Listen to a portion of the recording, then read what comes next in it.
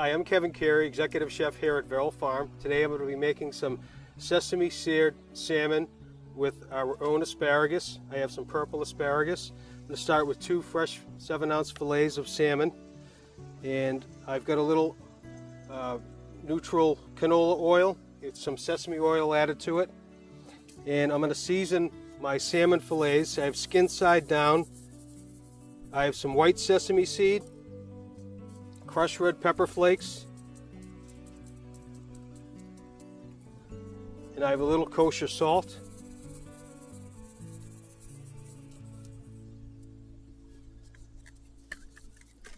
I want to get my sesame oil, canola oil hot. It's got a nice sear and some color on the top side of the flesh. While I'm heating my pan, I'm going to cut my asparagus, and I like to cut them at an angle. When I get up to the top, I just like to split the tip right in half, just like that.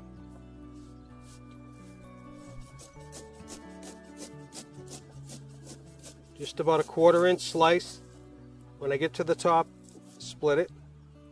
Makes for a nice presentation on top of the salmon.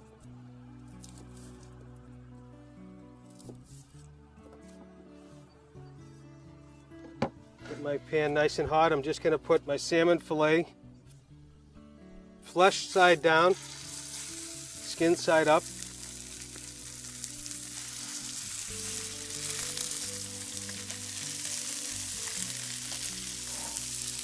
And you don't want to disturb them because you want to get that salmon to sear a nice crust on the top.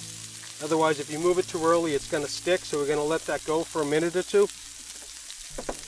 To prepare the asparagus for the top of the salmon, I'm going to mix it with a little more sesame seed. I have the black and white sesame seeds.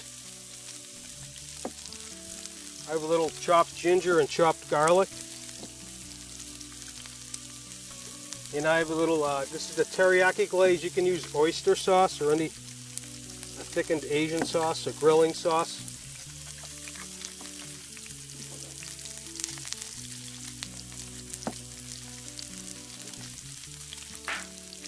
And we're just going to sear that salmon.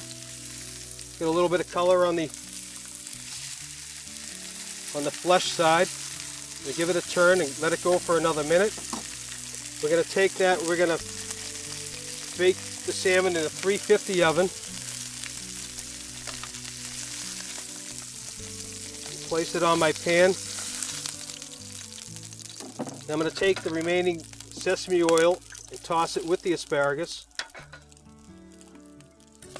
Give it a stir. We're going to place it on top of the salmon.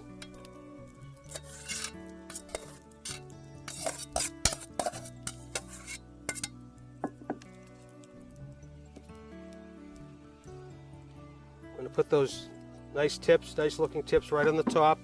I'm going to bake this in a 350 oven for about 15 to 20 minutes. While the salmon's cooking, I'm going to make a little side dish that can go underneath it. It can be used with various other dishes as a side dish, but I like to make a nice bed of broccoli rabe to go with some radishes and some julienne carrots. I'm just going to do a quick saute. Broccoli rabe, I have some nice purple and red radishes to go with it.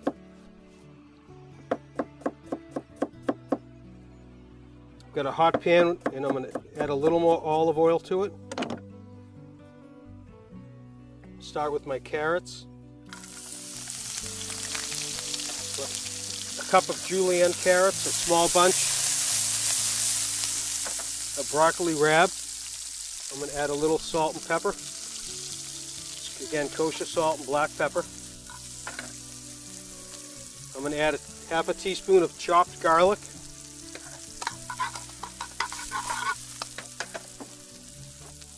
Add in my broccoli rabe to the carrots.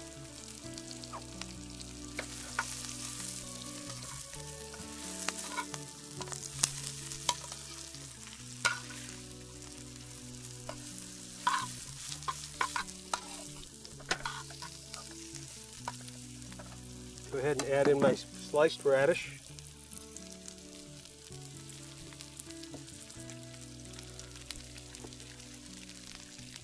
Just give this a quick toss. We want to wilt it.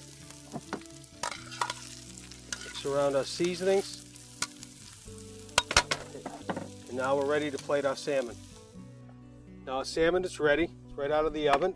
And we're getting ready to plate it. We're going to take our braised, sauteed broccoli rabe, with our carrots and radish.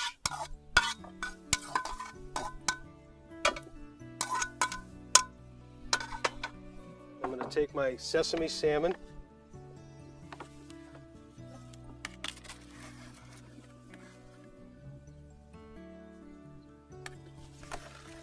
Just place it right on top, or hanging off the edge.